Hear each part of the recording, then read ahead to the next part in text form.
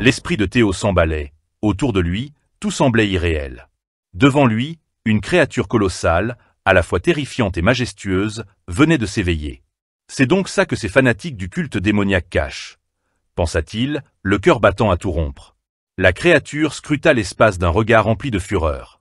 Sa voix gronda, puissante, saturée de rage. « Réponds. Que es-tu » Chaque mot vibrait dans l'air, menaçant de le broyer sur place. Théo trembla, incapable de soutenir une telle pression. Il n'arrivait pas à croire ce qu'il voyait. Un dieu? C'est ça, leur soi-disant bénédiction? C'est réel. Son souffle se fit court. La créature, enfin, fixa son regard sur lui, un regard aussi froid que tranchant. « Te voilà enfin. Théo Ragnar. » Le choc le frappa comme une lame glacée. Elle connaît mon nom. Sans avertissement, d'immenses tentacules surgirent et s'enroulèrent autour de ses jambes, resserrant leur emprise. « Je te cherche depuis longtemps, protagoniste de ce monde. » La voix du monstre résonnait à travers chaque recoin. Il n'était plus qu'un insecte entre ses griffes. Impuissant. Paralysé. Théo chercha une échappatoire, mais les tentacules l'avaient déjà totalement enlacé. Son corps ne lui répondait plus. Tout espoir semblait perdu. Jusqu'à ce qu'une lumière éclate. Jaune. Brûlante. Une explosion d'énergie jaillit au cœur des tentacules, inondant l'espace d'un éclat irréel. Là, surgissant de la lumière, un rugissement fendit l'air. Lodbrok, l'antique dragon, venait de briser l'emprise du monstre. Il s'éleva dans les airs, ses écailles dorées vibrant d'énergie. Il attrapa Théo dans son envol, l'arrachant aux griffes du dieu inconnu. Encore secoué, Théo cria, abasourdi. Lodbrok. Comment as-tu réussi à venir ici? Mais le dragon gardait les yeux rivés sur la créature, implacable. Sa voix grave résonna. Mon compagnon, cette chose, tu ne peux pas encore l'affronter. Même si tu atteignais la puissance de Sigurd, je ne suis pas certain que tu pourrais le vaincre. Le sang de Théo se glaça. C'est quoi ce délire? Théo voulut parler, mais le dragon ne lui en laissa pas le temps. Sa queue le fouetta en arrière, le projetant violemment hors de la dimension. Fuis, Théo Ragnar. Ce n'est pas encore ton combat. Laisse-moi m'en charger, pour l'instant. En un clin d'œil, il fut arraché à cet univers. De retour dans la réalité. Il s'écroula sur le sol froid de la planque des assassins, haletant. Son corps tremblait, ses yeux écarquillés, encore prisonnier des visions terrifiantes. Sa main se porta à son front. Du sang. Beaucoup trop de sang. Ses favoris ruisselaient. Ce n'était pas une illusion. Devant lui, le prêtre de sang, à genoux, se tordait de douleur. Il serrait sa tête entre ses mains, les traits tordus par la souffrance, la confusion et la haine. Comment? Comment un impie? Il grattait son visage, se lacérant la peau. Moi, je n'ai jamais vu le Seigneur. Même après avoir offert ma famille entière, comment un non-croyant a-t-il pu le voir? Théo n'hésita pas. Il abattit sa lame. Un seul mouvement. Rapide. Silencieux. Mortel. Le prêtre s'effondra. Théo, froid, les yeux vides, murmura. Un dieu pareil, je n'en veux pas. Son esprit était encore embrumé. Tout tournait. Mais une question le rongeait. Était-ce le dieu que le culte cache? Des souvenirs remontèrent. Des fragments de conversation avec Lodbrok. Le monarque sans nom.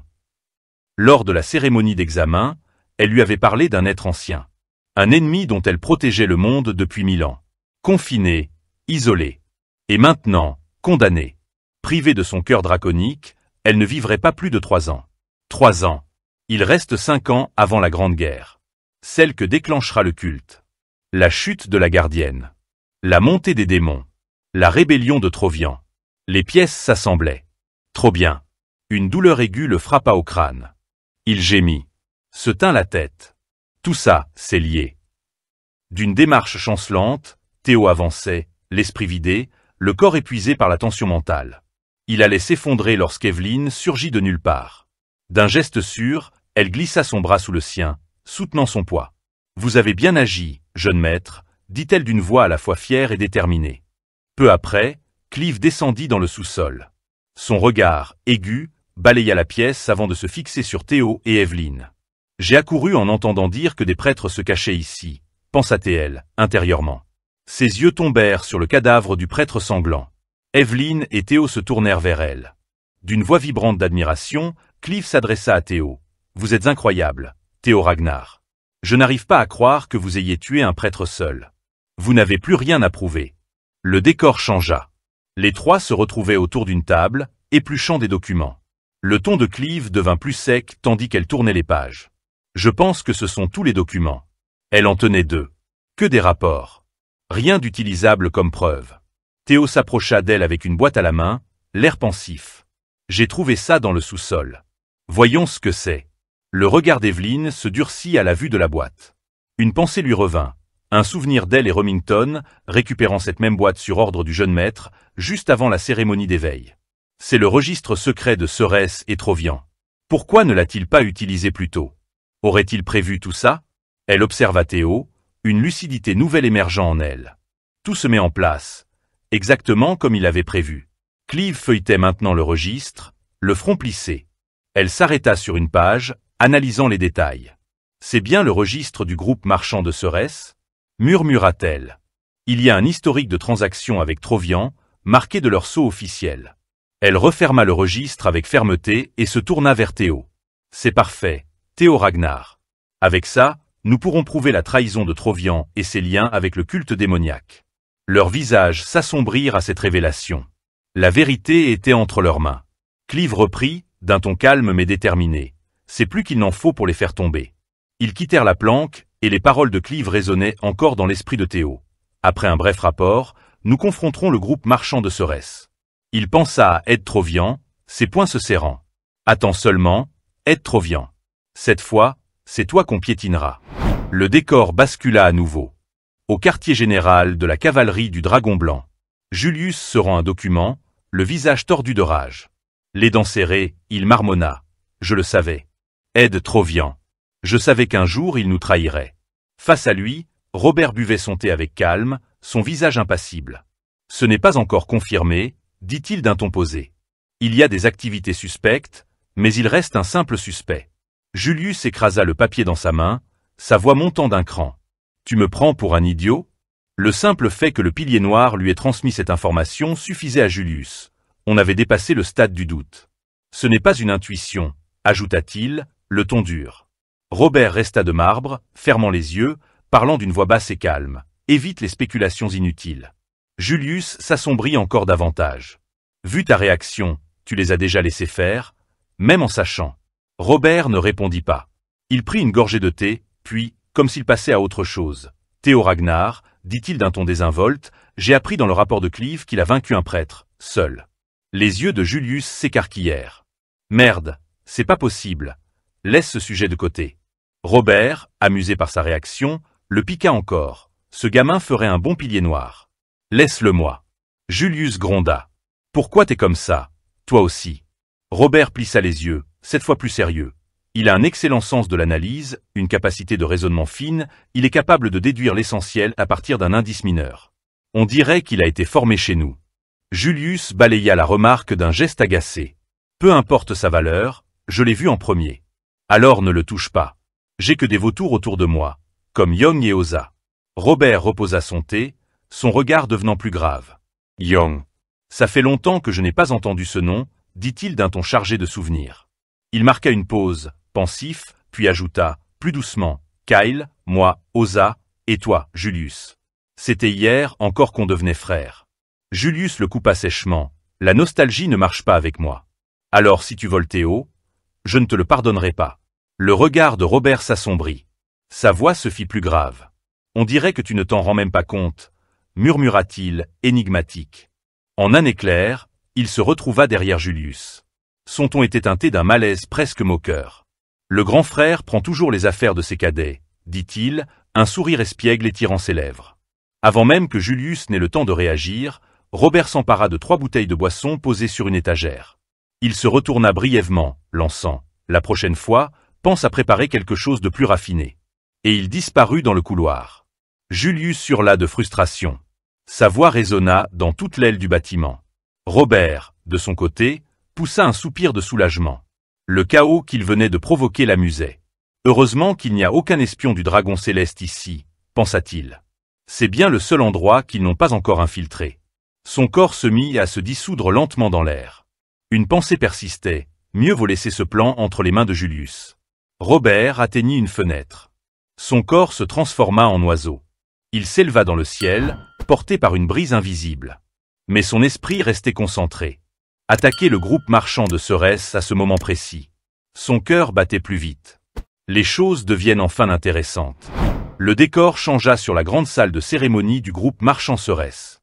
L'atmosphère était lourde de tension. Un homme avançait lentement vers l'estrade, où plusieurs silhouettes l'attendaient. Chaque pas faisait monter l'angoisse. Arrivé au podium, il s'inclina profondément. « Je suis Navan Bacchus, deuxième fils de la famille Bacchus », déclara-t-il, la voix empreinte d'humilité. Un homme chauve, à la barbe longue et soignée, l'observa attentivement. « Je suis Kodrak Serès, chef du groupe marchand Serès », répondit-il. « J'adresse officiellement une proposition de mariage à la famille Bacchus. » Il désigna sa fille. Elle s'inclina avec grâce, puis l'homme la présenta comme Lily Serès, quatrième fille de la famille Serès. Un silence solennel tomba sur la salle. Kodrak reprit, le ton ferme. « Désormais, les familles Bacchus et Serès seront liées par le sang. Ensemble, vous formerez un couple. » Ces paroles portaient un poids immense. Une alliance destinée à changer le cours de leur avenir. Kodrak esquissa un sourire discret. « Enfin, j'y suis arrivé. » Il observa le blason brodé sur la poitrine de Navan. Un insigne noble, au prestige indiscutable. C'est le début, pensa-t-il, ses yeux brillants d'une joie sinistre. Les Ragnar nous ont toujours regardés de haut. Son sourire s'élargit. Son regard se fit plus étroit, empli d'une satisfaction venimeuse. Bientôt, ce sera notre revanche. L'atmosphère était lourde de tension dans la grande salle. Autrefois éloignés par le statut, leurs deux familles se retrouvaient aujourd'hui à la lisière d'une alliance destinée à renforcer leurs pouvoirs respectifs. Derrière eux, les spectateurs murmuraient. Les voix, basses et indistinctes, bourdonnaient d'hypothèses et de jugements. Parmi eux, un homme chauve observait la scène, le visage rougi par une colère qu'il peinait à contenir. Les poings serrés, il fulminait en silence. Comment ose-t-il? Pensait-il avec rage. Un marchand ose convoquer notre famille, une des 6 grandes maisons, comme s'il nous était supérieur? Son corps tremblait, mais il se força au calme. Je dois supporter cela. Avec la dot de ce mariage, peut-être pourrais-je sauver ce qu'il reste de notre nom. Et après tout, qui se soucie d'un enfant illégitime? Pendant ce temps, Navan restait imperturbable. Un sourire narquois flottait sur ses lèvres alors qu'il déchiffrait les intentions de Kodrak Serès. Prévisible, pensa-t-il, ses yeux scrutant les visages autour de lui. Ces marchands pensent vraiment qu'ils peuvent nous sauver. Ils sont aveugles au vrai jeu. Un à un, il détailla les membres de la guilde. Derrière leur sourire poli se cachaient des ambitions sombres. Ils croient gagner quelque chose. Ils ignorent que leur boutique est déjà hypothéquée. Navan s'agenouilla devant Lily, son sourire s'élargissant. Ils n'auront pas le temps de voir leur monde s'effondrer. Il leva les yeux vers elle et d'une voix douce, déclara, enchanté, Lily. Je te traiterai avec respect, en tant qu'époux et gendre des Serès. Le visage de Lily demeurait fermé, impossible à lire. Aucune confiance dans son regard, seulement de la méfiance. Elle croisa les bras, les yeux plissés, et rétorqua d'un ton ferme. Comment peux-tu me le prouver? Un instant, Navan sembla surpris. Puis, son sourire s'assombrit. Il rit doucement, comprenant ce qu'elle cherchait. Son ton se fit plus chaleureux, presque désinvolte. Ma famille est ruinée, moi y compris. On pourrait dire que je suis vendu. Mais si c'est ce que tu veux, je peux t'offrir le sceau de la maison Bacchus. L'homme chauve, témoin de l'échange, manqua d'exploser. Ce bâtard, pensa-t-il, fou de rage. Lily baissa la tête. Son visage se durcit, empreint d'une colère glacée. Elle révéla lentement sa manche droite, révélant une cicatrice. La voix tremblante d'émotion, elle cria « Apportez-moi la tête de Théo Ragnar. C'est lui qui m'a fait ça. » Le sourire de Navan se fit plus tranchant, son regard brillant d'intérêt. « Elle me demande de tuer un héritier, en public? Ce n'est pas une femme ordinaire. » Les murmures dans la salle enflèrent. La demande de Lily résonnait, pesante, irrévocable. Kodrak Serès s'approcha, posant une main ferme sur l'épaule de sa fille. Son visage tendu se pencha vers elle. « Lily, je t'ai dit de ne pas parler ainsi en public. » Elle baissa les yeux, silencieuse. Mais avant qu'elle ne puisse répondre, une voix coupa l'instant. « Très bien. Je le ferai. » Lily se retourna, surprise. Navan se tenait droit, un sourire assuré sur le visage, ses yeux étincelants de résolution. « Si ma jeune épouse le désire, alors je lui apporterai cette tête. » Sa voix, grave et déterminée, résonna comme une sentence. À l'extérieur, le ciel était mouvementé. Des dragons planaient au-dessus de la ville, leurs ombres projetées sur les rues en contrebas. Les passants, stupéfaits, levaient les yeux. « Qu'est-ce que c'est que ça ?» demanda l'un, bouche bée. « Ce sont des wyvernes peut-être ?» répondit un autre, tout aussi déboussolé. Avant qu'ils ne puissent comprendre, les créatures commencèrent leur descente. Puis, à leur plus grand étonnement, 3 silhouettes se jetèrent dans le vide. Avec un fracas assourdissant, les 3 figures atterrirent, parfaitement synchronisées. Clive, Evelyn et Théo Ragnar se redressèrent, le sol encore frémissant sous leur impact. Clive tenait un document dans une main, et Evelyn tenait un drapeau, celui des Ragnar. Le silence tomba. Tous les regards étaient rivés sur le drapeau. Un frisson parcourut la foule, suivi d'un murmure haletant. « C'est l'insigne des Ragnar. » La révélation frappa comme un coup de tonnerre. Clive, le regard sombre, sa voix grave et posée s'éleva au-dessus de la foule. « À partir de maintenant, nous rendrons justice au nom des Ragnar. » Elle marqua une pause, balayant la place du regard. « Nous avons découvert que les coupables de l'attaque contre Ragnar sont liés à la guilde marchande des Cérès. Dès à présent, une enquête sera menée pour remonter la piste de la trahison. » Elle s'interrompit, puis ajouta, implacable, « Toute tentative d'entrave sera considérée comme une complicité et punie par l'exécution immédiate. » Un frisson d'effroi parcourut la foule. Les respirations se suspendirent. Le mot exécution claqua dans l'air comme un fouet. La guilde Cérès, complice de trahison, murmura quelqu'un, horrifié. La voix de Clive résonna une dernière fois, puissante, indiscutable. « Si vous clamez votre innocence, alors laissez Ragnar mener l'enquête. » À l'intérieur du bâtiment, le chef de la guilde marchande sentit son sang se glacer. Sa mâchoire se contracta, son visage figé par la tension. Merde! Aurait-il déjà tout découvert? La panique montait. Il tenta de se ressaisir. Non, c'est impossible. Il faut que je tienne bon. Je ne dois pas laisser paraître la moindre faiblesse. Tandis qu'il luttait pour garder contenance, une silhouette chauve s'avança, la voix chargée d'inquiétude. Trahison? Que signifie tout cela, sœur Cérès? Dehors, la voix de Clive tonna de nouveau, claire et tranchante comme une lame. Kodrak Cérès, montre-toi immédiatement. La sueur perlait sur le front de Kodrak. La pression devenait insupportable. La panique menaçait de l'engloutir, mais il la refoula brutalement, essayant de reprendre le contrôle. Un membre de sa famille s'approcha, le regard empreint d'angoisse et d'incompréhension. Maître de famille, que devons-nous faire? Kodrak serra les poings. Son visage se crispa sous la frustration, sa voix tonna de toute force en réponse à Clive. Ne raconte pas n'importe quoi, grogna-t-il avec défi. Un simple papier, ça se falsifie. Ses yeux brûlaient de colère. C'est évident qu'on cherche à nous piéger. Peu importe les bassesses qu'ils utiliseront, la famille Cérès prouvera sa loyauté envers Ragnar. Vos mensonges seront exposés au grand jour. Sa voix, déformée par la rage, éclata comme un coup de tonnerre à travers tout le bâtiment. Soldats de Cérès. Éliminez quiconque oserait insulter Ragnar ou pointer une lame contre ses fidèles. La pièce sembla suspendre sa respiration. L'air lui-même paraissait prêt à s'embraser. Les deux camps se préparaient à l'inévitable.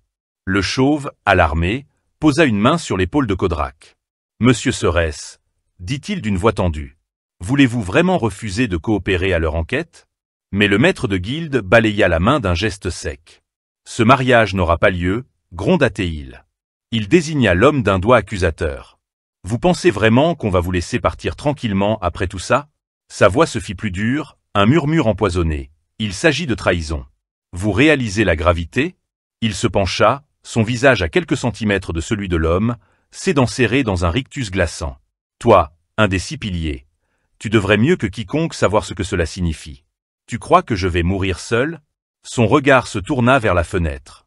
En contrebas, Clive, Evelyn et Théo se tenaient immobiles, inébranlables. Réfléchis une seconde. S'ils avaient des preuves solides, ils ne seraient pas que 3. Une armée entière les couvrirait, le ciel serait noir de bannières. Ce constat lui insuffla un regain d'assurance. Il se retourna vers ses partisans. Vous voyez, eux non plus ne sont pas sûrs de leurs preuves. Si on les arrête maintenant, on pourra s'en sortir propre. Sa voix claqua, acérée comme une lame. Avant que l'autre ne puisse répondre, une nouvelle voix s'éleva, grave, assurée. N'avant fit irruption entre eux. Sa présence ne laissait aucun doute. Qu'est-ce que tu racontes à un vieux qui a déjà du mal à atteindre les toilettes seul? D'un ton moqueur, Il posa une main sur l'épaule du chauve et esquissa un sourire insolent. L'ancien? Les yeux de l'homme se rétrécirent sous la colère. Espèce de petit. Comment oses-tu? Mais Navan, impassible, se détourna et s'éloigna en agitant la main avec désinvolture. C'est mieux comme ça, non? Il s'approcha de la fenêtre, dégaina son épée d'un geste fluide. La lame scintilla à la lumière. Une chance d'offrir un cadeau de mariage aussi vite. Qui l'aurait cru? Le vieil homme resta sans voix. Son regard s'abaissa lentement vers son propre fourreau. Vide. Ce gamin. Depuis quand? Mais il n'eut pas le temps d'aller plus loin. Navan bondit par la fenêtre, atterrissant souplement. Il fila sur les toits, droit vers Théo et les autres. Son aisance était totale, chacun de ses mouvements précis. Le chauve, pétrifié, vit la réalité l'écraser. Bordel, ce bâtard illégitime. Dès l'instant où il a pris mon épée, on est complices. Il se retourna vers ses hommes, la voix tranchante, on les rejoint. Soutenez la famille Serès. Sans attendre, les soldats obéirent. Le métal des armures s'entrechoqua alors qu'ils se rassemblaient. À l'extérieur, les troupes de Serès encerclaient Théo, Clive et Evelyne. Les lances braquées, les visages fermés. En face, les épées des trois adversaires étaient tirées, prêtes.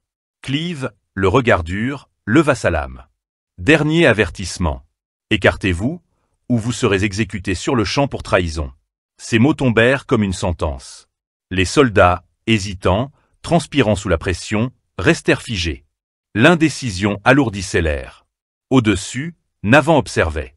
Il s'approcha du bord du toit, jaugea la situation, puis sauta.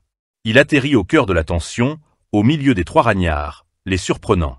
Un large sourire se dessina sur ses lèvres. Vous, les gens de Ragnar, toujours si prompts à exécuter. Théo, Evelyne et Clive écarquillèrent les yeux, stupéfaits. Comment avaient-ils franchi leur défense? Mais déjà, Navan passait à l'action. D'un mouvement circulaire fluide, il balaya l'espace autour de lui. Sa lame décrivit un arc de 360 degrés. Théo, Clive et Evelyne durent parer. La force de l'attaque les repoussa, les pieds glissant sur le sol. Son ton, moqueur mais assuré, vibra dans l'air. Ravi de faire votre connaissance, noble de Ragnar. Toi surtout, Théo. Jamais je n'aurais cru dire ça à notre première rencontre. Les yeux de Théo s'écarquillèrent, la stupeur le figea. Son cœur manqua un battement lorsqu'il reconnut la silhouette devant lui. Je n'arrive pas à y croire. C'est vraiment lui, pensa-t-il. Les souvenirs de sa vie antérieure refirent surface. Pendant la Grande Guerre, cet homme avait semé le chaos à Ragnar aux côtés du groupe marchand de Cérès, dans la région de Trovian. L'épée fantôme. Navan Bacchus. Le deuxième fils de la famille Bacchus. Navan esquissa un sourire en coin, une assurance insolente dans le regard.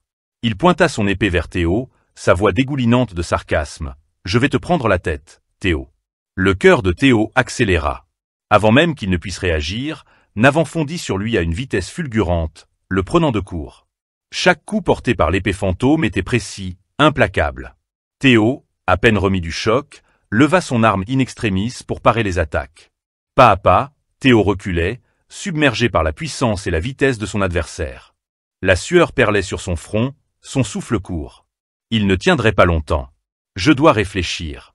Utiliser ce que je sais de ma vie d'avant. C'est peut-être ma seule chance. Il bloqua une nouvelle attaque, le choc lui engourdissant les bras. Son esprit s'éclaira soudain. D'un ton ferme, il cria vers Evelyne et Clive. « Laissez-moi m'occuper de lui. » Evelyne ouvrit de grands yeux, choquée. « Maître Théo, ce type est. » Elle n'eut pas le temps de finir. Clive l'interrompit, sa voix posée, résolue. « Faisons-lui confiance. Les autres sont sûrement en train de détruire l'épreuve. On n'a pas le temps d'attendre. Finissons en vite. » Théo hocha la tête, reconnaissant. Il planta son regard dans celui de Navan, qui esquissa un rictus moqueur, prêt à frapper de nouveau.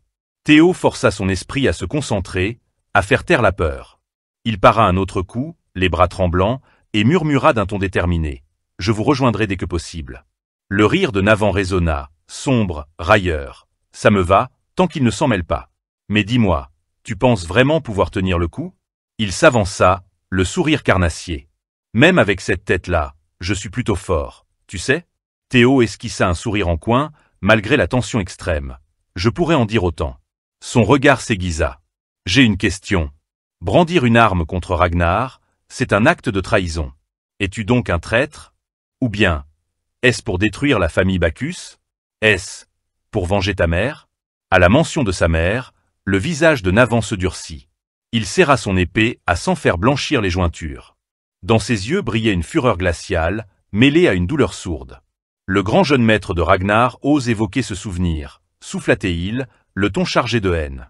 L'atmosphère se tendit. Il leva lentement son arme vers Théo, une menace claire dans sa voix rauque. Tu viens de me donner une raison de plus de te trancher la tête. Et je te promets que je le ferai proprement. La sueur coulait sur le visage de Théo, son souffle haletant. Mais sa voix resta ferme. Écoute-moi, juste un instant. Calmement, il abaissa son épée, tendant la main vers Navan. Son expression était sereine, presque bienveillante, malgré la tension palpable. Laisse-moi t'aider à te venger. Je peux t'aider à abattre la famille Bacchus. Alors qu'il parlait, une notification du système apparut dans sa vision. Quête secrète. Recruter l'épée fantôme, Navan, comme allié. Théo jeta un rapide coup d'œil au message, mais son attention restait rivée sur Navan. L'esprit de Théo tournait à toute allure. Les pièces du passé de Navan Bacchus s'assemblaient enfin, révélant l'ampleur de ses liens avec l'histoire sombre de la famille Bacchus. Navan, le second fils, mais pas n'importe lequel. Un enfant illégitime, né dans un bordel.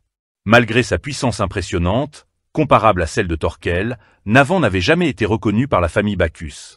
Ignoré, effacé, à cause de ses origines. Mais il y avait pire. Sa mère. C'était à cause de son talent qu'elle avait été sacrifiée. Théo comprit. Navan brûlait certainement d'un désir de vengeance. Et si je joue bien mes cartes, pensa-t-il, je pourrais faire de lui un allié. Revenant à la réalité, Théo tendit la main vers Navan, un sourire calme sur les lèvres. Laisse-moi t'aider. À te venger. À faire tomber la famille Bacchus. Navan haussa un sourcil, perplexe. Il se gratta la tête, un léger rire s'échappant de sa gorge. Je sais pas où t'as déniché des infos sur ma mère, mais une chose est sûre. Avant que Théo ne puisse réagir, l'attitude de Navan changea brusquement. Son corps se contracta comme un ressort, puis il lança une attaque à distance d'une puissance fulgurante. Théo n'eut pas le temps de réfléchir. Il leva son épée, juste à temps. Le choc fit vibrer l'air. Le sol se fissura sous l'impact. Théo recula, traîné par la force du coup, les pieds labourant la terre. Navan, impassible, le regard glacial, parla d'un ton tranchant. J'ai aucune raison d'accepter ton offre. Même sans toi, la famille Bacchus va tomber pour trahison. Théo serra les dents. Il comprit. Oui, même sans lui, les Bacchus étaient condamnés. Mais il leva les yeux, le regard déterminé. C'est vrai. Mais toi aussi, tu disparaîtras avec eux. Navan soupira, les yeux levés au ciel. Inutile de t'en faire, répondit-il d'un ton las. Je n'ai aucun regret. S'ils m'entraînent dans leur chute, ça me va. L'air s'assombrit autour de lui, comme un écho à la noirceur de son âme. Tout ça, c'est à cause de la fièvre des terres, n'est-ce pas? Coupa Théo, sa voix tranchante. Un silence. Cette maladie, liée à un pouvoir trop grand pour un corps trop jeune. Si elle est soignée à temps, elle peut être guérie. Mais sinon, elle devient incurable. Et ta vie se raccourcit drastiquement. Navan baissa légèrement la tête, la mâchoire crispée. La vérité de Théo le frappait de plein fouet. Ils n'ont pas soigné ta maladie à temps, ajouta Théo. Il ne te reste que 5 ans, cracha Navan avec un rire amer. Joli boulot d'enquête, maître noble. Ses doigts se resserrèrent sur le manche de son épée. Sans un mot de plus, il fondit sur Théo, rugissant. Mais connaître mon passé ou ma maladie ne change rien. Aujourd'hui, les Bacchus tomberont, et je mourrai en tant que Navan. Leurs lames se rencontrèrent dans un fracas assourdissant. Des étincelles volèrent dans l'air. Et si je pouvais te guérir? Déclara Théo, la voix basse mais assurée. Navan écarquilla les yeux. Quelle connerie! Il n'existe aucun remède. Une nouvelle salve d'attaque s'abattit sur Théo. Il bloqua tant bien que mal, chaque impact le repoussant encore un peu. Mais il tenait bon. Il savait. Dans ma vie passée, le remède avait été découvert. Juste après sa mort. Aujourd'hui, je suis le seul à le connaître. Il se redressa, campé sur ses appuis, le regard brûlant d'assurance. Si. Ça peut être guéri. Son sourire devint un rictus arrogant. Ses yeux brillaient d'une intensité rouge, presque surnaturelle. J'en suis sûr à 100%. Navan recula, déstabilisé. Qu'est-ce qu'il raconte? Théo s'approcha, tendant à nouveau la main, son visage devenu presque chaleureux. Tu l'as dit toi-même. Les Bacchus tomberont. Avec ou sans moi. Mais si tu prends ma main, tu peux vivre. Et devenir un héros. Un héros qui aura aidé la famille Ragnar. Fais-moi confiance. Juste cette fois. Navan resta figé. Ses yeux fixés sur la main tendue de Théo. Ses pensées tourbillonnaient. Et si c'était vrai? Et si l'espoir existait encore? Soudain, la scène bascula. Plus loin sur le champ de bataille, d'autres soldats se préparaient à frapper. Les canons lances, massifs, furent chargés. Leurs projectiles gigantesques visèrent Evelyn et Clive. Le sol trembla. Les armes rugirent, les lances fusant dans les airs. Evelyn et Clive faisaient face. Immobiles. Prêts à encaisser. Les lances fusaient vers eux à une vitesse terrifiante. Certaines trouvèrent leur cible. D'un geste fulgurant, Clive intercepta l'une des énormes pointes en plein vol. De l'autre côté, Evelyn dévia une lance d'un revers de lame. L'impact fit chanter son épée, mais elle ne montra aucun signe de difficulté. Elle soupira, agacée. Ça devient franchement lassant. Clive plissa les yeux, la frustration montant à chaque attaque manquée. Ouais, pas faux. Elle balaya du regard le champ de bataille, les yeux fixés sur Théo. Il a pas encore fini? Evelyn tourna la tête, scrutant la scène. On dirait qu'ils discutent de quelque chose, murmura-t-elle, le front froncé. Clive jeta la lance qu'elle avait capturée au sol, l'ennui noirci sur son visage. Est-ce que je peux pas juste tout les buter? L'envie grondait. Tout finir rapidement. Mais elle se retint. Une image surgit, un souvenir. Robert, assis face à elle, ouvrait nonchalamment une bouteille de vin. Notre priorité, c'est d'évaluer son potentiel. Il faut qu'on le recrute au plus vite. Tu veux que je l'observe? Demanda Clive, ton calme, regard fixe. Oui. Il a peut-être arrêté le prêtre, mais tu ne l'as pas vu faire. Il nous faut une confirmation. Elle hocha la tête. Elle comprenait. Le devoir avant tout. En tant que membre du Pilier Noir, notre rôle est d'identifier ceux qui mèneront Ragnar. Garde ça en tête. Il s'arrêta un instant, plantant son regard dans le sien. Pour cette opération, la mission de Théo est d'obtenir des preuves. Toi, évalue-le. Elle se redressa, posture de soldat. Un signe de respect. Bien compris. Puis, avec un brin de curiosité. Et c'est quoi exactement la limite de ton « si tu peux » Robert se frotta le menton, pensif. Tant que ça touche pas au culte démoniaque. T'as le droit d'intervenir à partir du rang d'évêque. La mémoire s'évanouit. Retour au présent. Clive esquiva une nouvelle lance, les pensées en vrac. Il va me harceler si j'interviens pour si peu, pensa-t-elle, les yeux sombres. Mais si la mission prend du retard, mes heures de repos aussi. Mauvais calcul. Un mouvement attira l'attention d'Evelyn. Elle se retourna, et ses yeux s'écarquillèrent. Navan, en train de foncer sur elle, son épée levée. Une intention claire dans son regard. A-t-il battu le jeune maître? Se demanda Evelyn. L'idée était inconcevable. Mais le choc la pétrifia. Elle ne vit pas les 3 lances dirigées vers elle. Trop tard. Mais un autre détail lui sauta aux yeux. Théo. Il courait juste derrière Navan, un sourire éclatant au visage. Navan passa Evelyn si vite qu'il sembla surgir du néant. La rapidité de son déplacement la laissa sans voix, le cœur battant à tout rompre. Qu'est-ce que c'était que ça? Navan ne ralentit pas. Toujours ce sourire assuré, il fonça vers les projectiles tirés par les soldats de la guilde marchande et de la famille Bacchus. Avec la précision d'un maître, il fendit chaque lance sur sa route. Ses gestes étaient fluides, presque désinvoltes, mais chaque frappe portait une volonté inébranlable.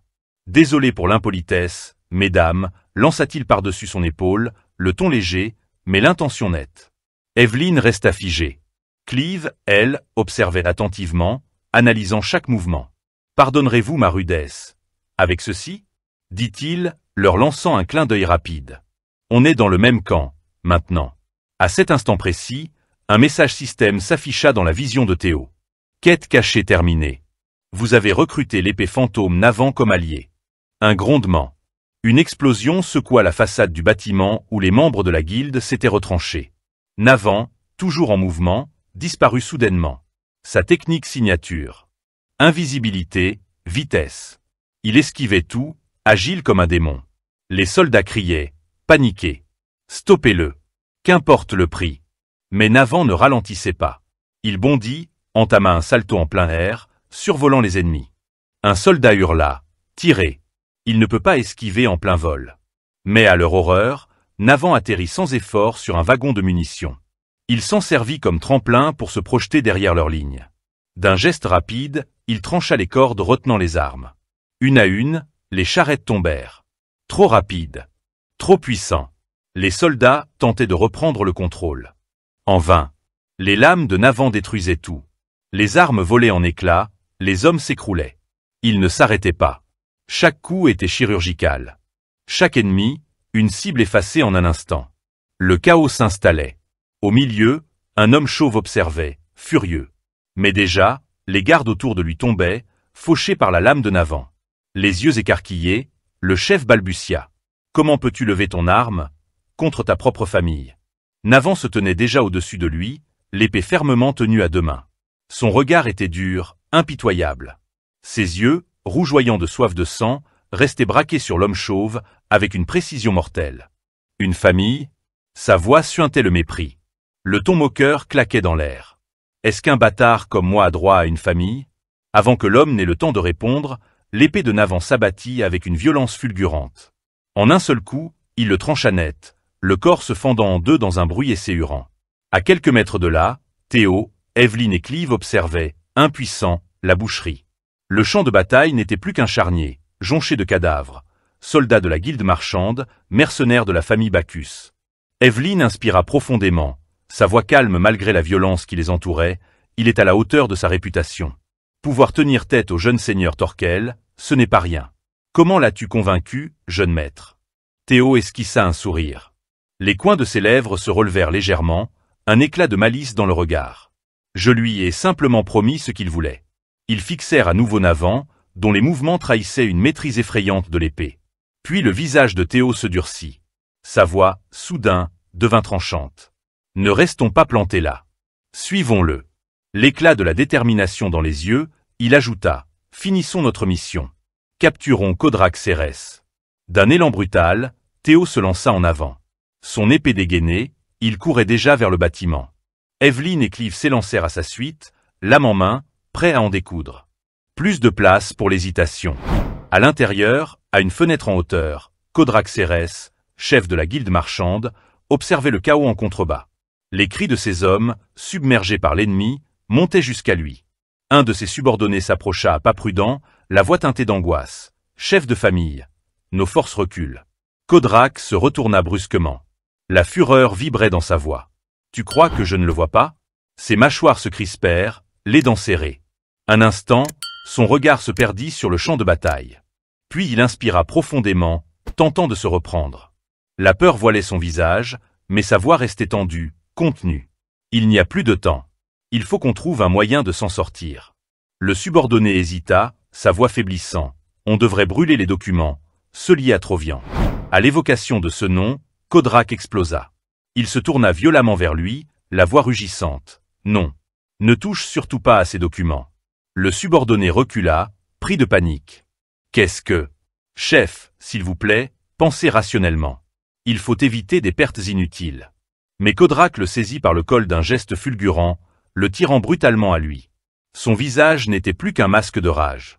Si on brûle ces documents, comment on récupère l'argent investi dedans? Tu proposes qu'on laisse tout ça à ces enfoirés. Le dernier mot sortit comme un crachat de poison.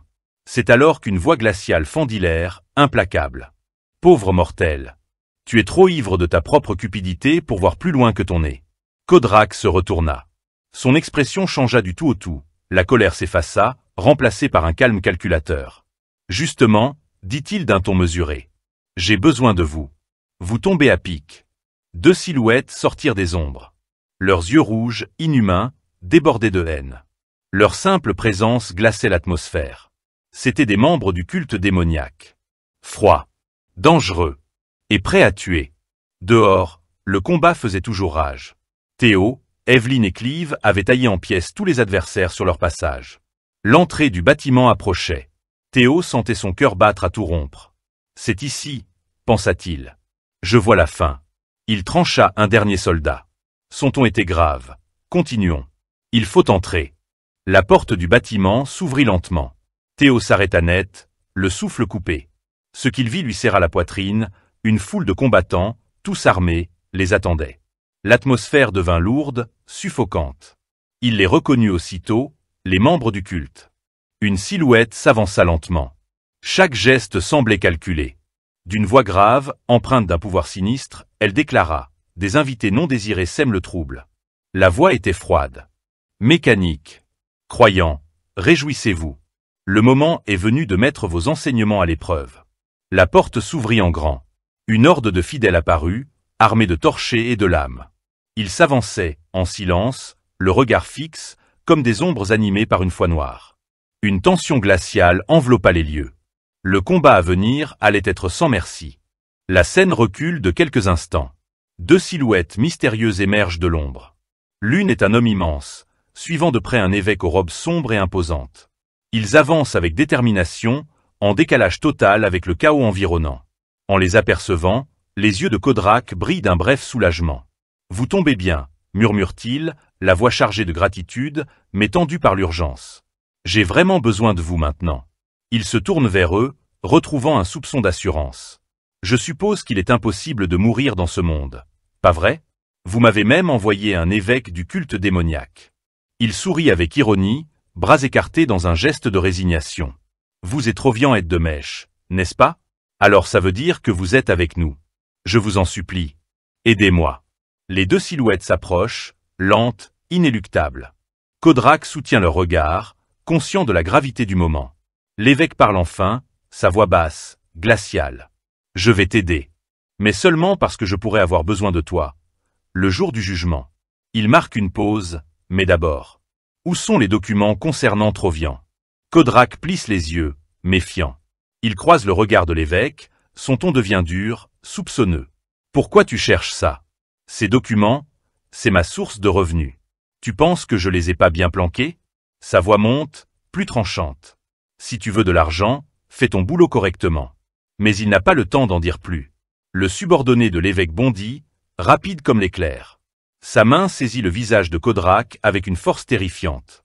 Kodrak étouffe, incapable de respirer. L'évêque s'approche encore, un éclat cruel dans les yeux. Quel homme arrogant et stupide. Sa voix est froide, saturée de mépris. Tu comptes vraiment défier le grand plan du Seigneur, misérable mécréant? Ces mots tranchent l'air comme des lames. Puis, avec une nonchalance glaçante, l'évêque se détourne. Ça suffit. Sa voix est presque désinvolte, mais le commandement est clair. Tuez-le. Il ne se retourne même pas. Son esprit est déjà ailleurs. Le subordonné obéit sans hésitation. Ses doigts se resserrent autour de la gorge de Kodrak. L'air manque, sa vue se brouille. Son corps tremble. Du sang coule lentement de sa bouche. Alors que la fin approche, une voix brisée émerge du chaos. « Je m'excuse. » Kodrak halète, les mots arrachés à sa gorge broyée. L'évêque s'arrête, surpris par la panique sincère dans cette voix à l'agonie. Il se tourne légèrement. Une pensée traverse son regard. Kodrak lutte pour chaque souffle, mais sa voix, bien que faible, devient plus pressante. « Attendez. Je vous en supplie. J'ai été odieux avec vous, évêque. Si je meurs maintenant, Trovian restera le suspect. Vous ne pouvez pas vous le permettre. Vous avez besoin de moi. Vivant. » L'évêque reste silencieux un instant, en pleine réflexion. Puis, d'un geste du poignet, il ordonne « Relâche-le ». Le subordonné obéit. Kodrak s'effondre au sol, haletant, tremblant. Du sang goutte encore de ses lèvres. L'évêque reprend, son ton toujours aussi calme, mais chargé d'une menace sourde. Brûler tous les documents liés à Trovian. Immédiatement. Il jette un regard par-dessus son épaule, les yeux brillants d'une soif de sang à peine contenue. Et ne pense même pas à fuir. Le Seigneur voit tout. Dépêche-toi, si tu veux vivre. Kodrak blêmit. La menace s'enfonce comme un poignard. Chaque instinct crie de fuir, mais il sait qu'il n'a aucune chance. Dans un gémissement douloureux, il se redresse, puis court vers les documents, les mains tremblantes. La scène nous ramène au présent. À l'extérieur, les yeux de Théo se plissent, rivés sur le champ de bataille. Il est là, enfin, pense-t-il. Le regard fixe, il reconnaît la silhouette au loin, l'évêque du culte démoniaque. Ce dernier sourit, un rictus malsain étirant ses lèvres. Il lève les bras bien haut. Par notre sang, Dieu descendra. Sa voix résonne, grave, imprégnée d'un fanatisme fiévreux. Dieu viendra à travers notre sang. Autour de lui, ses fidèles hurlent à l'unisson. Un chant sinistre emplit l'air. Vénérez notre Seigneur. Vénérez notre Seigneur. Le cœur de Théo rate un battement. L'armée entière du culte démoniaque se met à charger. Théo, Evelyn, Clive et Navant se tiennent prêts. Leurs armes brillent, tendues vers la marée humaine. Théo fonce. Son épée fend l'air, tranchante comme l'éclair. Un à un, les ennemis tombent. Je me doutais que le culte était derrière tout ça, mais je ne pensais pas qu'il mobiliserait même leur évêque, pense-t-il, concentré. Il élimine un groupe d'assaillants sans ralentir. D'autres prennent la relève, toujours plus nombreux. Leur seule obsession, le tuer. Mais Théo ne vacille pas. Il rassemble ses forces. 3 ennemis tombent d'un seul coup, net et précis. De son côté, Evelyn fait un carnage. Elle avance avec une rage contrôlée. Espèce de taré. Qu'est-ce qui ne tourne pas rond chez vous? Hurle-t-elle, son épée fendant l'air. Navant, lui, se bat avec une grâce meurtrière, tranchant sans relâche. Sa voix s'élève, haletante, il ne s'arrête jamais. Est-ce qu'on tiendra à ce rythme? Derrière eux, Clive ne bouge pas. Ses yeux sont calmes, mais calculateurs. Elle observe, silencieuse, la détermination de ses compagnons. Il se dresse, seul, face à toute une armée. Elle leva les yeux au ciel, incrédule, son visage reprenant une expression neutre alors qu'elle tournait son regard vers l'évêque, debout dans l'enceinte du bâtiment. Alors, l'évêque s'est vraiment montré, pensa Clive, l'esprit en alerte. Ça va être plus compliqué que prévu. Ses mains glissèrent instinctivement vers les poignets de ses épées. En un seul mouvement fluide, elle les dégaina, les lames scintillant faiblement dans la lumière tamisée. Une pensée fugace traversa son esprit. Attends, finalement, c'est peut-être mieux que prévu, non? Elle jeta un coup d'œil vers Théo et les autres. Maintenant, j'ai une raison d'agir. Dans un souffle d'air, elle s'élança. Sa vitesse était telle que personne ne remarqua son déplacement. Une seconde plus tard, les ennemis qui faisaient face à Théo, Evelyn et Navant volaient en éclats, littéralement déchiquetés par la violence de son attaque. Certains membres du culte furent projetés au loin, d'autres tranchés net sous la force pure de ses coups. Mais elle ne s'arrêta pas là. D'un bond puissant, elle prit de la hauteur, ses lames levées au-dessus d'elle. Puis, dans un enchaînement parfait, elle déchaîna une pluie de frappes, envoyant des ondes de choc à travers les lignes ennemies. Des explosions secouèrent le champ de bataille, plongeant les forces du culte démoniaque dans le chaos.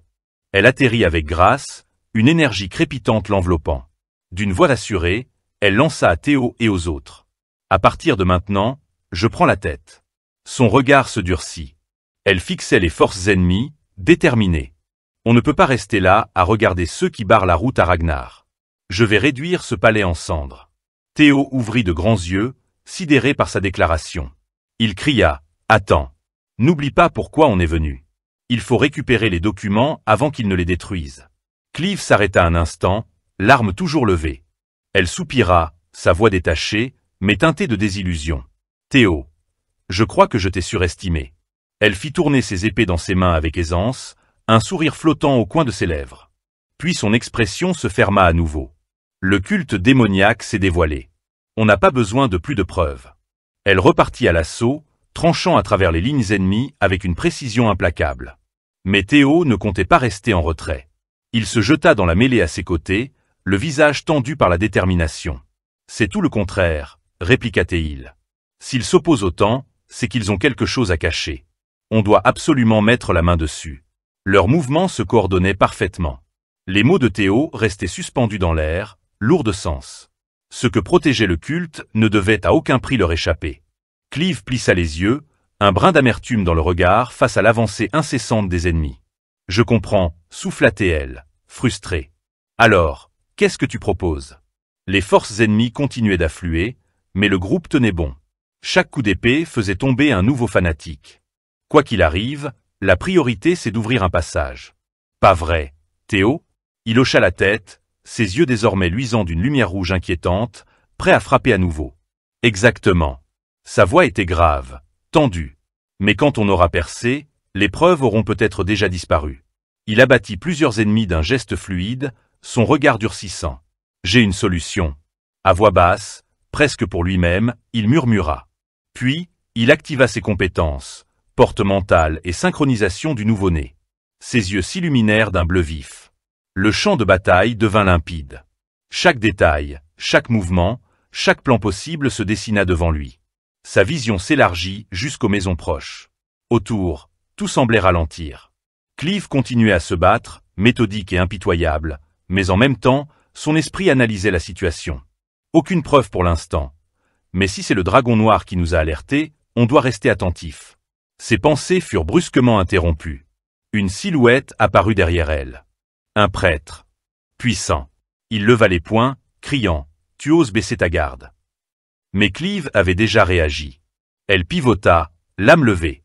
Le saint s'effondra, démembré d'un seul coup, ses restes sanglants tombant à ses pieds. Ses yeux brillaient d'une soif de combat. Son visage était fermé, résolu. « Très bien, Théo. » Sa voix vibrait de conviction. « Je te fais confiance, cette fois. Gère l'épreuve. Nous, on s'occupe du reste. » Théo n'hésita pas une seconde. Il bondit, prenant appui sur le visage d'un ennemi pour se projeter plus haut. « Comptez sur moi. » Mais dans son ascension, il vit quelque chose d'étrange. Les membres du culte s'étaient empilés, formant une muraille humaine, leurs yeux luisant d'une lumière sinistre. Ils chargeaient, déterminés à lui bloquer le passage. Théo était en plein vol, utilisant les ennemis comme tremplin. Mais le mur vivant s'avançait. Alors que la situation devenait critique, Navant et Evelyne surgirent du chaos, leurs armes tranchant un chemin jusqu'à lui. Le pouvoir de Navant brillait d'une lumière bleue, sa compétence spéciale activée. Evelyne, quant à elle, déclencha sa compétence Dieu des tempêtes, rafale, irradiant une énergie verte éclatante. Leurs attaques combinées décimèrent la horde. Théo, stupéfait par leur synchronisation, leur adressa un regard admiratif. Navant, hilar, lança « C'est bon, j'ai ouvert la voie. »« Fonce, monseigneur. » Evelyne répliqua avec un regard acéré. « Seigneur ? Depuis quand tu le connais assez pour l'appeler comme ça ?» Théo, lui, ne perdit pas une seconde. Toujours avec la synchronisation du nouveau-né active, il ouvrit son inventaire, invoqua plusieurs épées et les fit léviter par télékinésie. Bondissant de lame en lame avec agilité, il s'élança dans les airs, leur adressant un sourire reconnaissant. « Merci, tous les deux. » Autour de lui, ses épées lévitaient, en orbite silencieuse. Théo activa sa technique de protection éclair, porte du dragon, amplifiant sa vitesse de déplacement.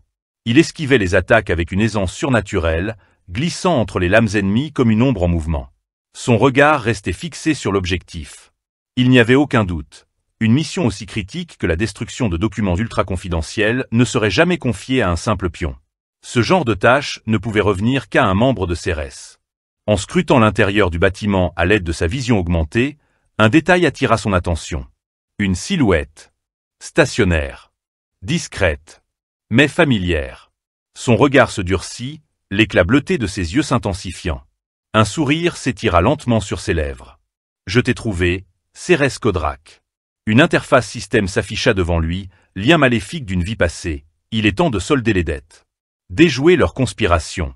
Pendant ce temps, après avoir libéré la voie à Théo, Navant et Evelyne atterrirent au sol avec une grâce mortelle. Autour d'eux, les têtes des cultistes tombaient, leur corps s'effondrant dans une gerbe de sang. Navant tourna légèrement la tête, son sourire s'élargissant. « Permettez-moi de me présenter. Je suis la première lame du Seigneur. Navant Bacchus. » Première lame, grogna Evelyne, la mâchoire crispée. Cette blague commence à se faire vieille. Navant, impassible, répondit sur un ton moqueur. « Vu ta réaction, je pense que t'es la première dont je n'ai pas à m'inquiéter. » Son regard se détourna un instant vers Clive, en train d'anéantir les ennemis avec une précision mortelle et une aisance presque artistique. « Si Clive est la première lame, alors je me contenterai d'être la seconde, » murmura Navant, presque admiratif. Evelyne serra les dents. « Tu insinues que tu es meilleur que moi ?» Sans attendre, Navant bondit vers elle, l'âme levée, ses yeux brillants d'excitation. Évidemment. Aucun doute là-dessus. En un éclair, il faucha plusieurs ennemis. Sa lame, précise et rapide, s'arrêta à quelques centimètres de la gorge d'Evelyne. Parfaitement maîtrisée. On est du même côté, après tout. Que dirais-tu de régler ça ici? Celui qui abat le plus de fanatiques devient la première lame. Evelyne soupira, exaspérée, « Je suis en mission. Pas le temps pour tes enfantillages. » Navant éclata de rire. « T'as peur de perdre, c'est ça? » Ce fut la goutte de trop. Evelyne se retourna d'un coup sec et dégagea la lame de Navant avec une telle dextérité que même lui en resta muet. Son regard brûlait d'une fureur contenue. Il ne l'avait jamais vu ainsi. Il resta figé une seconde, sonné. Mais Evelyne n'attendit pas.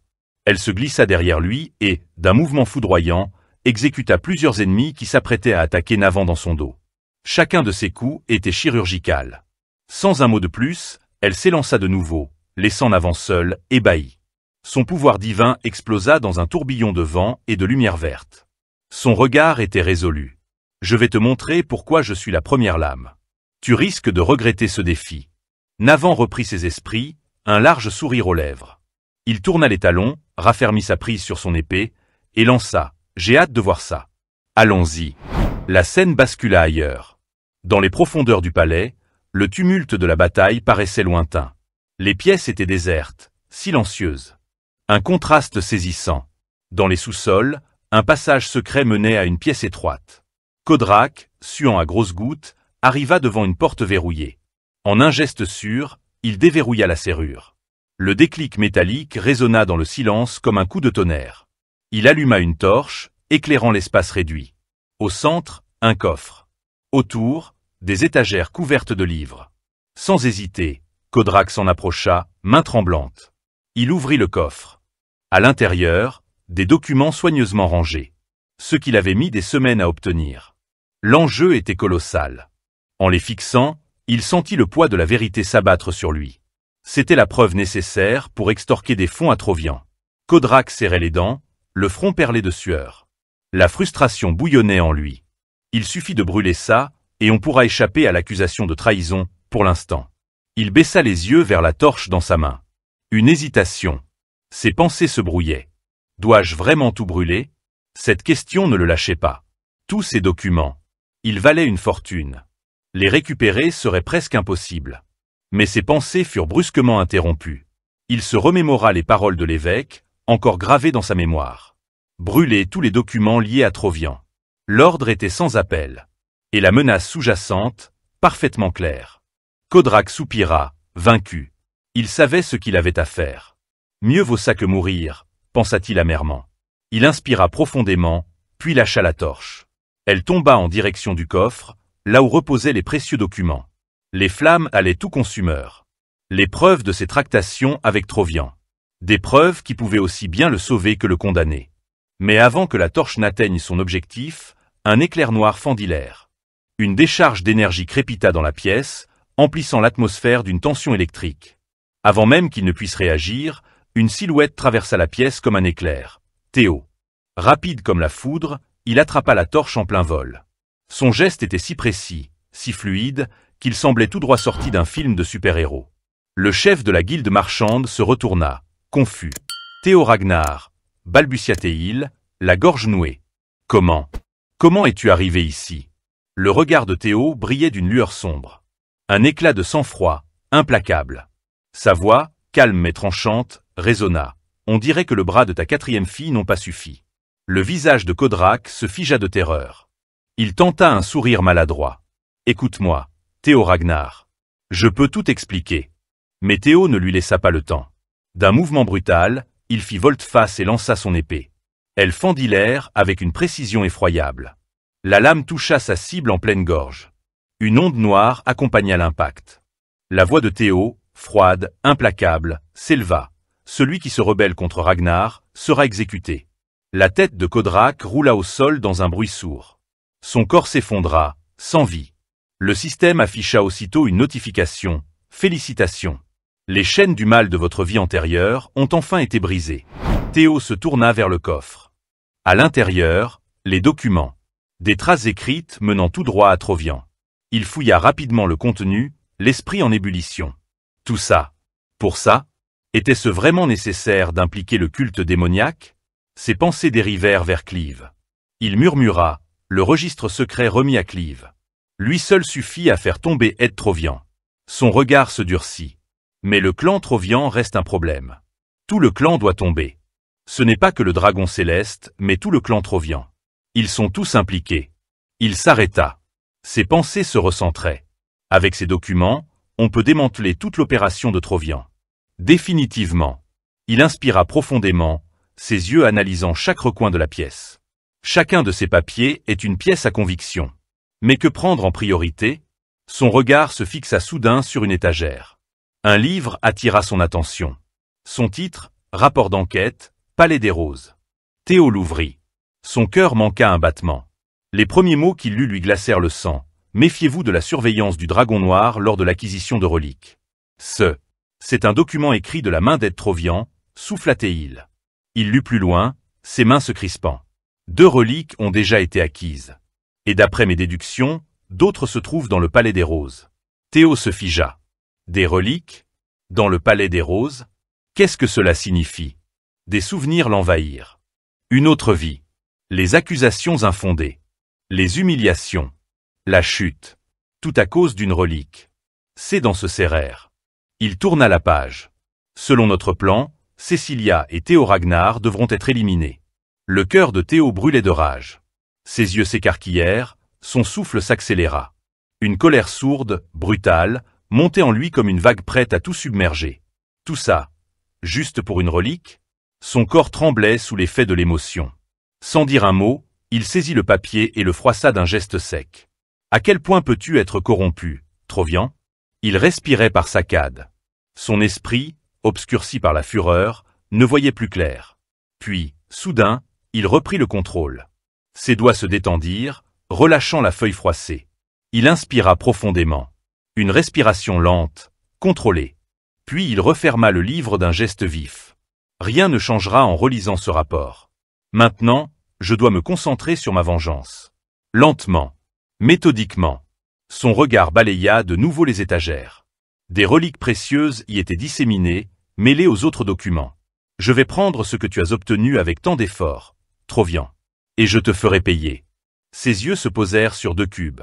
Ils émettaient une lueur sourde, enveloppée d'une aura ancienne, presque vivante. Une énergie millénaire semblait en émaner. Alors qu'il s'approchait, une fenêtre s'afficha devant lui. Vous avez découvert 2 reliques du dragon ancien. Le cœur de Théo s'emballa. Son prochain geste allait tout changer. Merci d'avoir regardé. N'oubliez pas de liker et de vous abonner pour plus de contenu. D'ici là, portez-vous bien.